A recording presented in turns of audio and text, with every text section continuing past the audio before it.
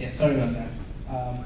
Okay, so I'm pleased to introduce Michael Tiernay from Edmunds.com.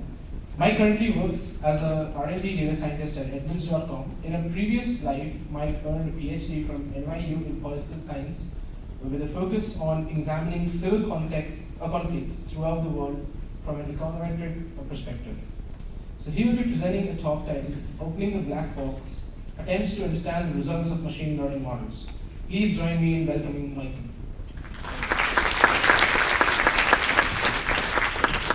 All right. Sorry about those technical difficulties, but I think it gave everyone plenty of time to actually find the building. So congratulations for making it here. So I'm just going to talk a little bit about how to interpret machine models. So let's just jump into it since we're running a few minutes late. What's the problem? Well, when you have some data and you're trying to build a model, there's generally one of two things you're trying to do. Either one, you're trying to make inferences. That is, you're trying to understand the relationship between your predictors and your outcome. Or two, you're trying to make predictions, right? So you may not necessarily care what the relationship between what your predictors and the outcome are. You just care about the predictions, right?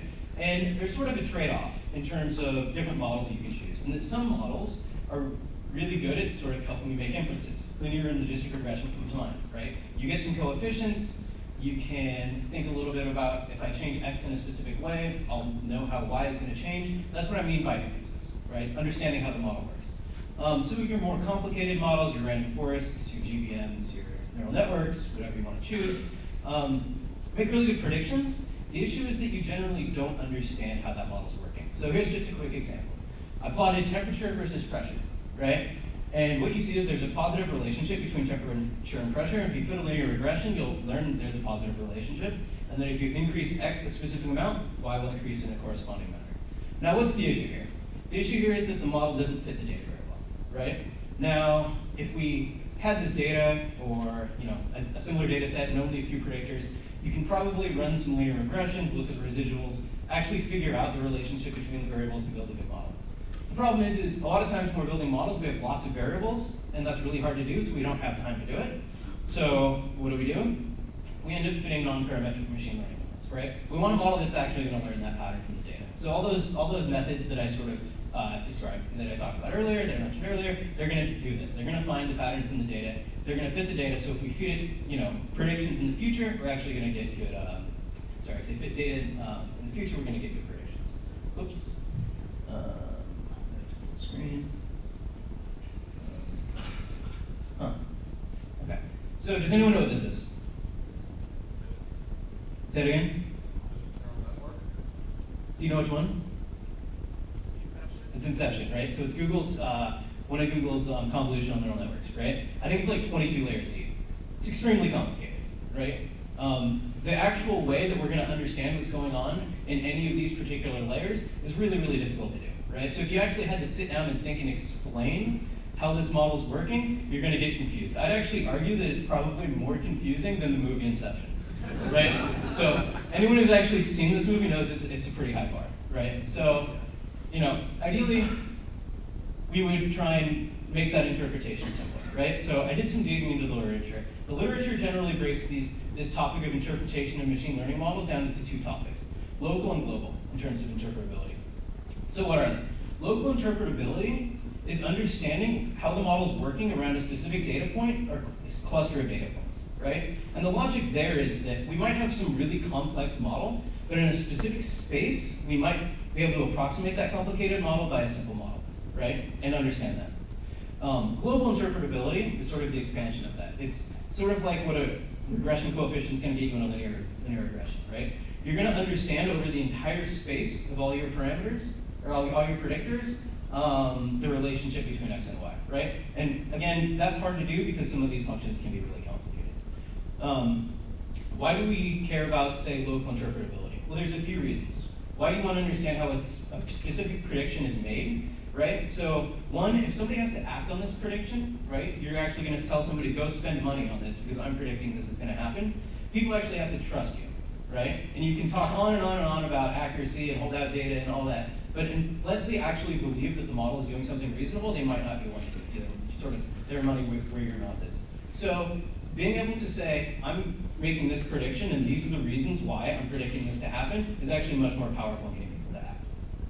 Two, understanding the causes of a prediction can actually provide guidance, right, in specific cases. So if certain outcomes, like say cancer, might have multiple causes, and those causes could have different treatments, then understanding why something is sort of predicted to be cancerous or something else, you want to know why that prediction is being made so that you can target the intervening strategies accordingly. Why might we want global interpretability, right? So getting a general sense of how the predictors relate to the outcome. My argument here, so local interpretability sort of been starting to get addressed in the literature while global isn't, but I would argue that hypothesis generation, what I'm calling hypothesis generation, is a really crucial idea, and one of the reasons that global interpretability is important, right? So what I mean by that is you want to understand how your predictors relate to your outcome across the entire space. So if I'm building a churn model, right, I want to know the relationship between time and churn across all times of churn so that I can target product changes to certain cases, right? So if I know churn is most likely in X amount of time, I'm going to target that accordingly. And if I know churn is least likely in Y amount of time, I can target that differently, right? So I'm saying that you can actually learn from these models ways to improve your products or you know, whatever you're actually trying to model, ways to actually target improvements. So probably the most popular or talked about method for doing interpretability on machine learning models is LIME, which got put out, I think maybe a year, probably a couple years ago at this point. So it stands for Locally Interpretable Model Agnostic Explanations. Generally, the library it's a Python library that was created for images and text. It's model agnostic, so you can use it after any type of machine learning model.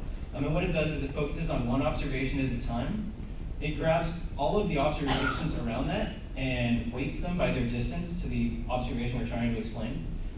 It computes predictions for all of those outcomes around it, and that's the new outcome variable is the predictions of the surrounding variables that we feed into a lasso model, right? And the coefficients from that are the local effects. So that's the idea of grabbing a few data points, looking at their predictions, fitting a very simple linear model, because we think that in that local space, a linear model is probably a good approximation of the full model, and then looking at the coefficients as our effects. So this is the graph they put in their paper to provide intuition. And this is some complex classifier where if you're in the pink, you're a plus, and if you're in blue, you're a circle, right? And what it's saying is, let's take that big red plus, and that's the point we're trying to explain. We'll grab all the points around it, and then run a linear model based on the sort of predicted probabilities, and that's going to be a simple classifier. Does that make intuitive sense? Right? We're just sort of explaining that one part of the model. So some of the examples they give in their paper, how would you actually classify this? It's sort of a weird image, right? It could be classified as lots of different things. So they ran it through Inception, and it came back with electric guitar, acoustic guitar, and Labrador, right? And you could sort of look at that and say, well, I guess I can sort of see why. But what's cool is that you can see in B, C, and D actually why the model's predicting that. So in B, you can actually see, I don't know anything about guitars, but the part where the strings are, that's what's predicting electric. The wood part, that's what's predicting acoustic, and then the Labrador is predicting Labrador, right? So you look at that and you say, that makes sense, I believe this model, right? It can also identify models that might not be performing as well. So this is an example of a model where they're trying to classify huskies versus wolves, right? And so this husky was actually misclassified as a wolf. So you sort of look and say, why? And what it's identified is snow, right? So the model learned anytime there's snow, it's a wolf. Which empirically might not be wrong, but it's not exactly what you're trying to get the model to do, right? So it can also help identify cases where the model might not be doing what it wants. So what I'm going to do is I'm going to take a step back and just sort of go with a little toy example and show you guys how LIME works, right? So I think you probably know where I'm going with this. We grabbed some data from the Titanic. I'm only going to use 3 predictors, all right, just to keep things simple. So sorry for the terrible naming, but class 0 in the survived column means they died, and class 1 means they lived, okay? Which is going to get confusing because now we have first, second, and third class passengers. So just try and store that for a second. Sex, so we have male, female, and age, right? So we can put a simple logistic regression. We get some coefficients. Good, these are interpretable. We can say as your class gets worse, you are less likely to survive. As you go from male to female, you are less likely to, female to male, you are less likely to survive. And as you get older, you're less likely to survive. right? We've got a model, we've got some coefficients, those are interpretable, right? And they actually make intuitive sense. So what does Lime say? So this is the output that Lime will give you for one particular observation. On the left, we've got prediction probabilities. So remember, class 0 is died, class 1 is survived. So this person has a 2% chance of survival, according to the model. On the very right are the features. So we're looking at sex 2, so that's a male, age 35, and second class. Got it? And what's the sort of interesting chunk that the model's doing is in the middle. And what it's saying is that sex being male makes you significantly less likely to survive. So the blue bar is going to the left, right? Age being between 28 and 38, small positive effect, and class, small positive effect, being in second class. Okay? Makes sense? So what this is saying is this person is going to die primarily because they're a male. I grabbed another male, right? Same age, but this time in third class, because I thought it was interesting that class wasn't important. And here we see, okay, now class is strongly negative, right? So what it's saying is for being a male in third class, your class is going to make you not survive. Whereas a male in second class, class has essentially no effect, right? And then I did the same for women, and we got the exact same conclusion. Like obviously sex is positive, right? You're more likely to survive because you're female. But for a second class woman, class had essentially no effect. And for a third class woman, class had a substantially negative effect. Okay, so keep that in mind as we sort of score these two major conclusions. Women survive at a higher rate, okay? And class has the same effect for men and women, right? We both saw that for men, second class, men and women in second class, there was no effect. Men and women in third class, there was a strong negative effect, right? So I guess sort of, I'm going to offer an alternative, right? So Lime, it was built for image and text, but the authors say you could use it on tabular data. I actually just stole their code and ran, that they actually have a tutorial up and ran Titanic on it. So, they actually claim that it works on tabular data. I'm going to argue you don't actually need Lime to get interpretations. For when I say tabular data, it's the standard types of data sets that we're using in most business applications, right? So we've got some binary predictors here, gender, right? We can just do some very simple simulations and see what the effect is if we change gender, right? So on the left, what happens if we change all women to men? How does their probability of survival change, right? And so that's just the distribution there, where that big dark line is 0, and the red dotted line is the median. So essentially what we're saying is the median effect of switching from female to male is a 40% less survival rate, right? And the median effect of switching from male to female increases your survival rate by about 0.35. But what's interesting is that it's not just a singular coefficient, there's a distribution around that, right? So there's actually more sort of layers to this than what Lime would have you believe. And you don't need a complicated lasso model to get local effects for these predictions. You literally just switch the value of one parameter and repredict, right? Not complex. So when if you're trying to learn about binary predictors, you don't need much anything fancy. If you literally want to get the local interpretation of one data point, switch the value on that parameter for that data point and look at how the prediction changes. There's your local interpretability. If you want global interpretability, that's what this is, right? This is over the entire data set. This is globally interpretable, essentially coefficients for binary predictors. Okay.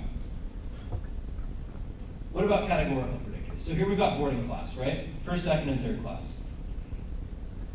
So we can simulate what happens if you take people in third class and move them to second class, right? So the median here is actually 0. So for a large chunk of the population, moving from third class to second class didn't matter. But for a certain part of the population, it's positive. Any guesses as to why? So if you break it out by gender, what you actually see is that men in third class, moving into second class doesn't affect their survivability all that much. But it has a huge effect for women, right? This is what we call an interaction effect, right? So what the model's actually learning is that moving from third class to second class is a strong predictor of survival for women, right? And so that same plot's there on the right. Now on the left, I've got a simulation of changing the people in second class to first class. And what we see is there's actually very little effect for women moving from second class to first class. Where the large effect is coming is from men moving from second class to first class, right? So if we take those two, if you want the sort of generalizable of this, the sort of global interpretability is you do this for every possible transition, right? I'm not going to sort of dwell on that. The slides will be available if you guys want to look at that. But I wanted to grab those same passengers as Lime that we used from Lime that said men and women the class had the same effect for men and women, and showed that Lime was not able to pick this up. What we see is for that male passenger going from third to second class had no effect, and going from second to first had a huge effect. And for the female going from third to second had a huge effect, and second to first no effect, right? So it seemed a little strange to me that Lime was actually saying that class had the same effect for men and women when it clearly doesn't, right? So I think that's maybe a little bit of a downside of applying that model to tabular data. So in general, if you want to get local or global effects for categorical variables, local again is pretty easy. You take one prediction, you try all the other levels of that factor, and you see how the predictions change, right? Not that hard. Global becomes a little more difficult when you have lots of data points and lots of factor variables with lots of levels, but it's still like sort of theoretically possible. It might get ugly, and you might have to sift through some stuff. Lastly, we can do simulations for numerical features, right? So what I did is I just simulated a 1-year change in age for every passenger, right? So you take every passenger and you increase their age by 1, and you see how their survival probability changes. That's what I did on the right here. And what's interesting is that for some people, most people there's almost no effect. Some people actually have a positive effect from getting older, and some people have a negative effect from getting older, right? So it's not like there's this sort of linear relationship between age and survival. It's actually much more complicated than that. And you see the flip side. If you simulate decreasing everyone's age by 1 year, you'll actually see the same thing, where some people survive more and some people survive less. If you combine these two simulations, the positive and negative, what you essentially have is a localized coefficient for that person, right? What you're saying is, and then you can have a distribution around those coefficients. So in general, age has no effect, but for some people, they're sort of fairly responsive to age positively. So if you increase their age, their survival will increase. If you decrease it, it'll decrease. And for another subset of the population, it's the actual opposite, right? So overall, there's no effect, but for some parts of the population, it's positive, and in some parts, it's negative. So that's one way to simulate numerical features, right? You shift each of your numerical features up by a certain amount and down by a certain amount. You can combine them to get a sort of localized coefficient. The other is you can take every single observation and simulate the survival probability at every single value of your predictor, right? So that's what I did here. Essentially, we only had 6 different types of passengers when we factor out age, right? And so that's why you're only seeing 6 lines. But we simulated all those groups from age 0 to age 80. And what we see, interestingly enough, at the top, right? Female first and female second. So women in first and second class, their survival probability is not at all responsive to their age, right? You see it's just a complete flat line. It doesn't matter how old they are, the probability doesn't change at all. Men in second and third class, which are these sort of 2 at the bottom down here, have a very steep drop off. Below 10, they have a chance, but once they hit 10, right, they've got almost no survival probability. And women in third class and men in first, it sort of gets a little funky in the middle there, right? But what's interesting is that we're actually able to see these interaction effects in this plot, right? And how the effect of age is actually going to vary depending on your gender and your class, significantly. There's substantially different effects. What ends up happening if you take the average of this, you'll get a partial dependence plot. I don't know how many people have heard of partial dependence plot. It's sort of another suggested way to learn from machine learning models. But you can actually see the big downside of those plots here. In general, you're learning the effect of age over the entire population, but it completely washes out these interaction effects, right? And so this is a big downside to using partial dependence plots for interpretability purposes, right? So just averaging over completely loses all that information. The one downside to this, I'm going to say, is that when you've got larger data sets, it's not nearly this clean. There's just a whole bunch of lines. You have to play with the alpha. You have to subset your data. It gets a little trickier to sort of learn from it, but it's still a useful exercise, I would say. So in general, let me make sure that's over. Yep. So in general, I've got thoughts. How many do I have time? 5 minutes? Okay. Like at least 25? Oh. Okay, so I've got some quick, sorry about that. We started late. I've got some quick thoughts. So my impressions of Lime, good out of the box solution. It doesn't require a little thought. It probably works good for images and text. That's really what it was built for.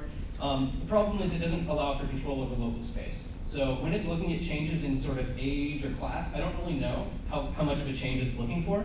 And it doesn't provide different effects for up and down changes, right? So we see for men going from second to third class, second to first class has a huge effect, second to third, none. Lime either sort of averages over those, or I'm not really sure what it does, but it doesn't allow for those sort of differential effects going up and down. I've sort of hypothesized that simple simulations can save you a lot of trouble. This is just summarizing that. And then some avenues for future research that I think might be interesting is sort of those plots of across numeric predictors for the entire population. When they do get noisy, I still think we can think about ways to make those easier to learn from. And then maybe some ways to model interaction effects, right? To actually identify interaction terms in the model. So I've got some ideas on how to do that if you guys want to chat later. There's some links to a bunch of this material if you guys want to check it out later, and questions.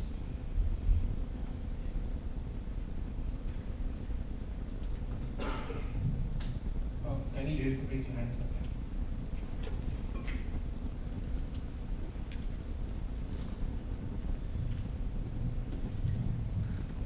Thank you for your presentation.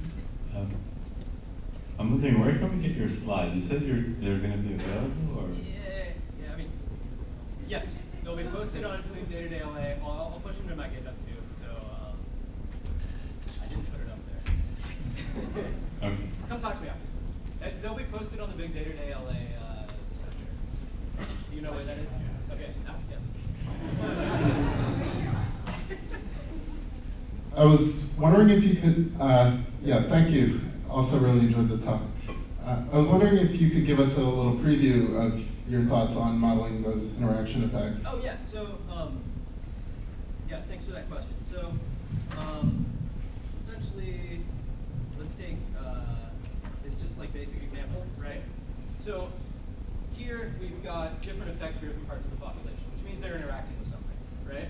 Now, what we can do is we can actually build a model using all of our original features and predict these differences. If you look at the importance scores, then it should tell you which ones have the most interaction, right? I don't know, I haven't actually played around with it all that much, it's just a hypothesis I have. Let's chat after, I'm curious to hear your thoughts. Yeah. I don't know. Somebody want to yell? Who wants to yell loud? I'll go ahead. Go ahead. Michael, it's Peter from Intuit. Hey, what's up? It's great to see this talk in 30 minutes rather than 10. So I'll just kind of share a thought. You know, we communicated a bit about how we were thinking at Intuit about approaching these interactions, and what we were actually doing was similar to the partial dependence. We were actually bootstrapping. You know, that you have something like age. You'll bootstrap from the original distribution of age, and maybe multiple columns. So you could bootstrap from multiple columns at the same time, and possibly by doing that, you get like the correlations between multiple columns at once, and be able to look at kind of basically by bootstrapping from multiple columns, look at the interactions basically. That's just our thought. Have you considered something like that, or is that in line with kind of? No, let's chat after. I was having trouble following all of it, so let's chat after. I'm not smart enough to sort of process that in real time. It sounds like it might work though. So, want to yell? Yeah, for the image classification, it was really intuitive how line broke down the explanation. But kind of as a negative example, you showed some shortcomings in line. What models do you think is most effective at explaining? So I've only used it. Sorry, I've only used it in this particular example. So I can't really speak to what it does. I can say that if you go look at the material, it's pretty much exclusively talking about images and text. So my guess is that's probably where it has the most likelihood to succeed. Okay. Sorry. Can you please comment on the significance of this topic? Oh, that's a great point. In other words, why is this topic important? Why is it here? Well, so. Why Sorry. is it here to understand the model? Okay, so it's a two-part question. Why do we care, right? So I sort of tried to address the other part was what about the legal constraints? And I think that's also a good question. It's not something that I have to deal with. So I try to address that in this sort of opening, right? Like, why should we care? Oh, this part. Right, so there's a bunch of things. You want people to believe your predictions, right? It can help guide you when you don't like what the prediction is telling you, right? And you can use it for product development. So even more so than the models we're putting into production, at Edmonds, the learnings we've gotten from the models have informed our website even more than that, right? I can tell you that for sure. And so actually understanding like why our customers are doing what we want, or why our customers aren't doing what they want, right? Can say, hey, something's wrong here, let's try and fix that. And that actually has a massive effect. So to that extent, I think it's extremely important, at least for the work that I do. There's a link here at the bottom called Fair ML, which I think tries to address part of that legal issue. I think there's this, maybe over in the EU, they just passed a regulation saying that all you probably know about this, all models need to be explainable, right, when they're used. And so, yes. It seems like big data is moving so fast. Is interpretability of the data keeping up, or in other words, almost are you spending as much time learning how to interpret it as you are gathering and analyzing? Okay, so yeah, it's lunchtime, so I don't feel bad if you walk out if you're hungry. He said this is the last question. Good question. So big data. I mean. Can you repeat the question? Oh, sorry. So let me know if I got this wrong. Data's growing and growing. It's hard to keep up with it.